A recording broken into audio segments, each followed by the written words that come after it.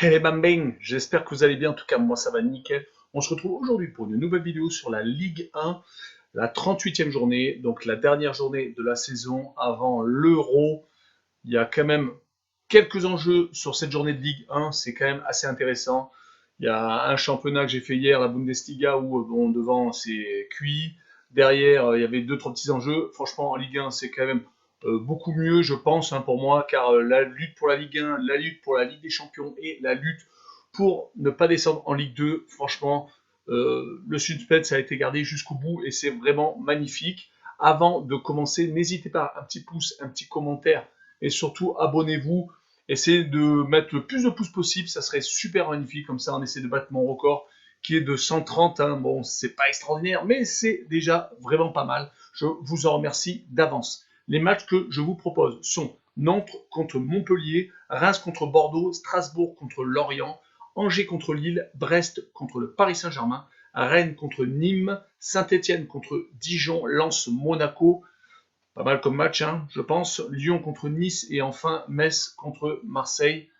Avant de commencer, commençons par analyser le classement, car il va être très très important ce classement. Donc Lille premier avec 80 points, deuxième Paris avec 79 points. Donc voilà, entre les deux, ça va se jouer pour le titre de champion de France. Troisième Monaco avec 77 points, quatrième Lyon avec 76. Donc pareil, entre Monaco et Lyon pour la dernière place pour le tour préliminaire de la Ligue des Champions. Cinquième OM avec 59 points, sixième Lens avec 56, septième Rennes avec 55. Théoriquement, les Marseillais n'ont pas à s'inquiéter de leur cinquième place. Ça va se jouer entre la sixième et septième place pour la Ligue Conférence. C'est vrai que je pense que les Lensois vont vraiment être chauds, bouillants. Fin de classement, Reims 13e avec 42 points, Bordeaux 14e avec 42 points. Théoriquement, ils sont sauvés, mais on va y revenir dans l'analyse. 15e Strasbourg 41 points, 16e Brest 41 points, 17e Lorient avec 41 points. Donc ces trois équipes-là ont vraiment chaud aux fesses. En plus, il y aura des confrontations directes lors de cette dernière journée, c'est magnifique. 18e Nantes avec 40 points. Il va falloir vraiment qu'ils se bougent également les Nantais. 19e Nîmes, 35 points, parce que je l'ai dit juste avant. Les Nîmois donc sont relégués en Ligue 2 et 20e Dijon avec 18 points.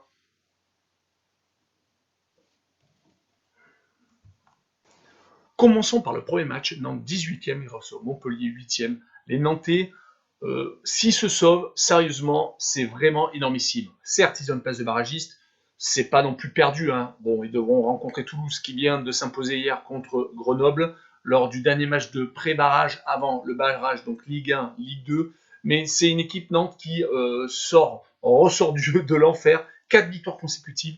Ils avaient perdu contre Lyon, ils devaient enchaîner avec des déplacements. Eh ben, ils ont remporté les deux déplacements. Ils ont réussi à battre le match de la peur contre Bordeaux. Et après, derrière, ils ont réussi à s'imposer à l'extérieur, donc à Dijon. C'est vraiment une équipe Nantes qui a gagné, marqué quand même 13 buts sur les 4 derniers matchs, qui a certes battu Bordeaux 3-0, mais avant ça, ils avaient eu 15 matchs sans victoire à domicile. Donc là, ils reçoivent Montpellier, qui a perdu 2 fois après quasiment 3 mois de sans défaite. Ils ont perdu à Nice et ils ont perdu chez eux contre Saint-Etienne. Mais là, ils ont un peu redressé la barre, quand même, il faut le savoir. Ils ont perdu au pénalty en Coupe de France contre le Paris Saint-Germain, quand même, ce qui n'est pas rien. Ils avaient réussi à faire 2-2. Là, ils enchaînent un petit peu plus de matchs nuls. C'est voilà, leur duo d'attaquants qui leur a permis d'espérer avoir la Ligue Europa à un moment donné, voire même la Ligue Conférence. Mais bon, malheureusement, ben voilà, ils sont suffisamment décrochés pour pour ne pas embêter les Rennais, les Lensois ni les Marseillais. Moi, sur ce match-là, je vois un but partout. Je vois Nantes marquer qu'un seul point, malheureusement. J'espère que ça leur sera suffisant, car ils ont quand même 3 équipes devant eux qui ont 41 points et ils ont un meilleur galavérage grâce à leur victoire avec beaucoup d'écart lors des 4 derniers matchs. Et je vois les deux équipes marquer. Passons à Reims 13e qui reçoit Bordeaux 14e. Voilà, ça c'est un match, on va dire, qui aurait pu, il y a une journée, sentir peut-être la relégation, mais là, normalement, ces deux équipes sont sauvées. Comme il y a des confrontations directes en dessous, je ne pense pas qu'il devrait y avoir de mauvaises surprises pour les Rémois et les Bordelais. Les Rémois sont sur 7 matchs sans victoire, mais sur ces 7 matchs sans victoire, donc certes, il y a 3 défaites, mais il y a 4 matchs nuls. Ils font énormément de matchs nuls. C'est 6 matchs nuls et 2 défaites sur les 8 derniers matchs à domicile. Donc, comme je vous l'ai dit, c'est une équipe qui malheureusement ne perd pas beaucoup, Enfin, malheureusement, heureusement pour eux, mais malheureusement, elle fait beaucoup de matchs nuls. Voilà, c'est mieux dans cet ordre-là. Les Bordelais ont réussi à battre Rennes et le dernier match, les Lensois. Ça leur a permis d'arriver lors de cette journée avec beaucoup moins de pression, car franchement, avec leur actionnaire qui les a un peu lâchés, et bon, ça va, je pense, rentrer dans l'ordre avec le temps, j'en suis quasiment sûr. On va pas laisser Bordeaux s'écrouler totalement. Mais c'est vraiment deux victoires miraculeuses quand même à domicile hein, contre les Lensois. Franchement, jusqu'au penalty qu'ils ont obtenu en début de match, les Lensois dominaient énormément. Et contre les Rennais, ben, s'il n'y avait pas eu ce rouge, quel aurait été le résultat? Je ne sais pas, car les Rennais quand même jouent l'Europe, essaient en tout cas de jouer l'Europe. Mais quand ils jouent à l'extérieur, les Bordelais, c'est quand même compliqué. Sur les 4 derniers déplacements, c'est entre 3 et 4 buts à chaque fois encaissés. Mais sur ce match-là, je les vois rester jusqu'au bout et assurer le match nul qui leur permet obligatoirement de se sauver. Je vois le 0-0 et je vois le homme no bet, donc le match nul remboursé, 6 victoires de Reims. Passons à Strasbourg 15e qui reçoit Lorient 17e. Les Strasbourgeois, ça, voilà, ça c'est vraiment le match de la peur. Les Strasbourgeois sont assez mauvais à domicile. Voilà, ils ont quand même réussi des fulgurances comme la victoire contre Monaco par exemple. Hein. Franchement, Monaco, je pense, doit encore l'avoir là car ça peut-être va leur coûter le titre. Mais par contre, à l'extérieur, c'est beaucoup mieux. C'est 4 matchs sans défaite hein, actuellement. C'est une équipe qui, donc, à domicile, est sur 4 défaites consécutives. Donc, ils jouent Lorient. Lorient qui n'est pas franchement au mieux. Ils ont eu un énorme rebond quand ils ont battu le Paris Saint-Germain. Ils ne perdaient plus. Ils avaient fait match nul à Monaco. Ils avaient même failli gagner à Monaco, hein, parce que voilà, c'est Monaco qui avait égalisé sur la fin. C'est une équipe qui est sur les 9 derniers matchs à l'extérieur, 5 défaites et 4 nuls. Donc c'est une équipe qui peut accrocher, bien entendu. Mais là, quand on fait un match de la peur comme celui-là, et qu'on joue à Strasbourg, qui pareil ne gagne pas beaucoup, mais qui est capable de quand même s'imposer, car là ils viennent de s'imposer à Nice quand même. Hein. Je vois donc Strasbourg gagner 2-1 ce match de la peur et Lorient marquer le petit but à l'extérieur quand même, avec Lorient donc plus 0,5 but donc sur ce match de la peur. Passons à Angers 12e qui reçoit Lille 1er. Les Angevins sont une équipe qui est assez moyenne à domicile quand même. Toute la saison, ils ont eu un mal. Alors des fois, ils ont eu des petites périodes où ils ont gagné 1 ou 2 matchs d'affilée. Heureusement, ils ont eu la Coupe de France quand même, où ils se sont bien refait la cerise en éliminant Rennes par exemple et en battant les clubs franciscains. Mais c'est une équipe qui est sur les 6 derniers matchs, que ce soit domicile et extérieur, sur une seule petite victoire, et donc bien entendu 5 défaites. Donc c'est une équipe qui reçoit Lille. Bon ben Lille, hein, voilà, hein, ils peuvent être champions de France sur ce match-là. Est-ce que les Lillois vont faire du Lillois? Ça peut presque être une expression cette année, car à l'extérieur, franchement, ils ont été énormissimes. Une seule défaite, c'était à Brest. C'est sur les 5 derniers matchs à l'extérieur, 4 clean sheets. À chaque fois, donc, ils s'imposent, on va pas presque dire sans trembler, car à Lens, 3-0 assez facile. À Paris, certes, bon, ça a été différent, car c'était Paris, mais une victoire, 1-0, quand même sans prendre de but. À Lyon, ils ont tremblé quand même. À Lyon, par contre, là, ils perdaient 2-0, mais bon, Yilmaz les a sortis de l'enfer, hein, grâce d'ailleurs à son doublé. Ils ont réussi à renverser la vapeur et ils sont toujours en course donc pour ce titre. Sur ce match-là, moi, je vois les Lillois gagner quand même. Hein. Je les vois pas s'écrouler à l'extérieur, alors que toute la saison, ils ont été ultra sérieux. Je vois une victoire 2-0 des Lillois et je vois Lille marquer plus de 1,5 but à l'extérieur. Passons à Brest contre Paris. Les Brestois sont à la lutte pour ne pas descendre, surtout au moins d'être barragistes, car la descente se jouera, s'ils sont barragistes, contre Toulouse la semaine prochaine. Là, ils jouent contre Paris, qui joue le titre également, qui est obligé de gagner, qui doit absolument s'imposer à Brest. Je pense que pour Paris, certes, ils jouent contre une équipe qui est à la lutte, mais bon, je pense que c'est quand même mieux pour Paris qui joue contre une équipe comme celle-là, où il devrait théoriquement, sur la logique, pas avoir de problème pour s'imposer. Surtout que Brest, c'est assez compliqué à domicile. Ils sont sur 5 matchs sans victoire, dont 3 nuls. Certes, c'est bien 3 nuls, mais bon, quand ils jouent contre les gros, théoriquement, ils ont vraiment du mal. Ils ont quasiment perdu tous leurs matchs, à part contre les Lillois. Donc, ça remonte à loin. Donc, est-ce qu'on peut s'appuyer là-dessus? Je ne pense pas. Heureusement qu'ils ont gagné à Saint-Etienne il n'y a pas si longtemps que ça à l'extérieur. Ça leur a permis d'être encore en course. Mais là, donc, ils jouent contre Paris, qui a gagné un titre. C'était contre la Coupe de France contre Monaco. Donc, je les vois vraiment arriver, surtout qu'Mbappé est chaud bouillant. Certes, il n'a pas envie de se blesser pour l'Euro, on est bien d'accord, mais je pense qu'il ne calculera pas. Son but est d'être champion de France avec le Paris Saint-Germain. Donc je vois une victoire 3-0 de Paris et je vois le plus de 2,5 buts sur le match. Passons à Rennes contre Nîmes. Les Rennais sont 7e, les Nîmois sont 19e. Les Nîmois sont relégués. Commençons donc par les Nîmois. Ils viennent de prendre 5-2 contre Lyon, ça a scellé leur sort.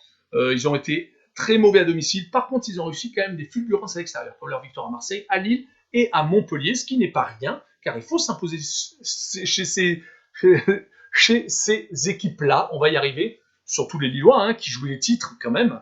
Les Rennais, de leur côté, ils veulent finir 6e, je pense. Hein, ils veulent avoir plus la Ligue Europa que la Ligue Conférence.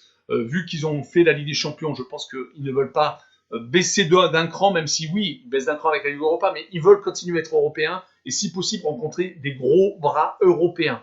C'est à domicile 3 victoires et 1 nul sur les 4 derniers matchs, c'est quand même pas mal, surtout que leur dernier match nul, c'était contre le Paris Saint-Germain quand même. Là, ils viennent de perdre 2-1 contre Monaco. Bon, malheureusement, voilà, Monaco est une équipe qui joue pour se qualifier pour la Ligue des Champions, donc je pense que c'était la logique qui a été respectée, surtout que leur but a été un but de Disasi contre son corps. Sur ce match-là, je vois Rennes s'imposer 2-1, pas par une grosse marge, car Nîmes est capable de marquer son petit but à l'extérieur. Et pour ma cote sécurisée, je mets Nîmes qui marque 0,5 but à l'extérieur, donc il marque un but. Voilà, passons à Saint-Etienne, 11e qui reçoit Dijon, 20e. Commençons également comme le match d'avant par Dijon. Dijon est relégué, ils prennent tôle sur tôle, là ils prennent encore de prendre 4-0 à domicile contre Nantes. C'est portes ouvertes, 3, 4 ou 5 buts par match actuellement. Malheureusement, voilà, les Dijonnais ont totalement abdiqué. Ils préparent la saison prochaine, je pense, pour essayer de remonter directement dans l'élite. Ils jouent contre Saint-Etienne qui actuellement est en forme, une énorme forme. C'est-à-dire qu'ils viennent faire 0-0 à Lille. Ils avaient réussi à battre Marseille 1-0. Ils avaient annihilé totalement le jeu offensif marseillais. Ils avaient réussi à s'imposer à Montpellier il n'y a pas si longtemps que ça. Donc, un bon début de saison, une bonne fin de saison. Malheureusement, au milieu, le trou noir. Incompréhensible. Peut-être qu'elle avait voulu mettre trop de jeunes, avait voulu trop écarter peut-être les anciens. Là, les anciens sont revenus. Casery porte équipe. Bouanga aussi, pareil, est un danger permanent. Après, bon voilà, il y a Debuchy aussi qui a fait le taf, on est bien d'accord. Mais sur ce match-là, moi, je vois une victoire assez facile de Saint-Etienne, 4-0 pour la fin en feu d'artifice. Et je vois Saint-Etienne marquer plus de 2,5 buts sur le match. Donc une cote sécurisée qui risque d'être quand même assez intéressante. Passant à Lens 6e qui reçoit Monaco 3e. Les Lensois, on ne peut pas dire qu'ils s'écroulent, même si c'est sûr que 3 défaites consécutives, c'est s'écrouler. Mais quand on voit le parcours qu'ont fait les Lensois en tant que promus, à un moment donné, il n'y a pas si longtemps que ça, ils ont été décimés par le Covid. Mais ils ont quand même réussi à gagner contre Nîmes, par exemple. Ils étaient à 10 d'entrée de jeu. Ils arrivent à renverser le match et à gagner 2-1. Franchement, chapeau aux Lensois. Franchement, ils mériteraient cette 6e place. Ils mériteraient de finir devant Rennes. Même si Rennes, voilà, a quand même fait une saison quand même pas mal. Et en plus, il y a eu des champions quand même, ça a été compliqué.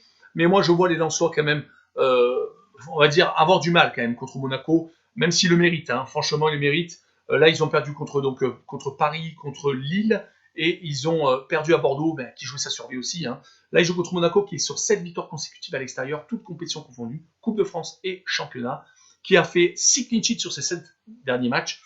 Voilà, la seule fois où ils ont pris des buts, surtout là, le dernier match en championnat, c'était un but contre son camp, donc c'est une équipe qui est ultra sérieuse, qui va, je pense, verrouiller le match. Je vois une victoire 1-0 de Monaco, et je vois le moins de 2,5 buts sur le match. Passons à Lyon 4e qui reçoit Nice 9e. Les Lyonnais ont une petite période noire. Défaite contre Lille en championnat, où ils menaient 2-0. Défaite contre Monaco en Coupe de France, qui leur a fait perdre un des objectifs de la saison du président Aulas. Malheureusement, ça les a, on va dire, ça les a crevés dans la lutte pour le titre. Également, dans cette lutte pour gagner un trophée hors titre. Mais ils se sont quand même ressaisis avec cette victoire à Monaco qui leur a permis quand même jusqu'au dernier match d'être pour la lutte pour cette Ligue des Champions, donc pour le 3e strapontin. Là, ils jouent contre des Niçois qui sont ultra irréguliers, qui ont perdu contre Strasbourg à domicile dans la dernière journée, qui avaient perdu à Dijon, alors que Dijon n'avait gagné aucun match à domicile. Donc c'est vraiment compliqué pour les Niçois. Je pense qu'ils vont préparer la nouvelle saison qui se présentera après l'Euro, avec un propriétaire quand même qui est assez riche. Je pense qu'il va y avoir des très très beaux joueurs qui vont arriver à Nice, et on en reparlera. Il y aura sans doute un nouvel entraîneur. On reparlera de Nice l'année prochaine. Mais là, il joue contre Lyon, donc il a marqué 12 buts sur les 3 derniers matchs, qui est sur 3 victoires sur les 3 derniers matchs, donc domicile et extérieur confondus. Sur ce match-là, moi je vois Lyon marquer des buts, je vois une victoire 3-1 et je vois Lyon marquer donc plus de 1,5 but sur ce match-là. Passons à Metz contre Marseille. Les Messins ne s'en sortent plus. Ils ont une victoire sur les 9 derniers matchs. C'est très compliqué à domicile. À l'extérieur, ben, c'est pas beaucoup mieux, malheureusement. Ils ont tutoyé l'Europe. Ils ont été un peu comme les Lensois. À un moment donné, c'était Metz et Lens, les 5 et 6e. C'était vraiment exceptionnel. C'est pas une équipe qui a l'habitude de jouer les places européennes. Voilà, il y avait Antonetti, leur entraîneur, qui était revenu après voilà, la longue maladie de sa femme. C'est une équipe qui, malheureusement, voilà, joue contre une équipe de Marseille qui est pas extraordinaire à l'extérieur, c'est le cas de le dire. Hein. En 6 mois, les 6 derniers mois, ils ont gagné qu'une seule fois, c'était à Reims, mais c'était il y a quand même 2 journées. Ils sont capables de tout, les Marseillais. Ils sont capables de marquer beaucoup de buts. Ils en ont marqué 3 à Montpellier. Là, ils en ont encore marqué 3 contre Lorient. Ils en ont encore marqué 3 contre Angers. C'est vraiment une équipe qui est assez imprévisible en attaque. Si les Messins n'arrivent pas à contrecarrer leur pouvoir offensif, ils risquent de prendre des buts. Je pense, voilà, Sampaoli préfère gagner 3-2 que gagner 1-0. Ça, c'est clair. Je pense qu'on l'a vu. Là, il est passé à 4 défenseurs. Il avait tendance à jouer à 5 défenseurs, peut-être pour assurer une victoire ou des points. Je pense que quand on arrive dans un club, on veut assurer les points car on est jugé là-dessus. Moi, je vois une victoire 2-1 de Marseille et je vois le plus de 2,5 buts sur le match. Voilà, on en a fini avec cette vidéo. N'hésitez pas à un petit commentaire et des critiques positives et négatives. Également votre petit pronostic et surtout, allez dans le lien Telegram, vous cliquez dessus, il est en description et vous nous rejoignez. Code safe et code fun tous les jours. Voilà, merci de m'avoir regardé. Tchou les bang bang.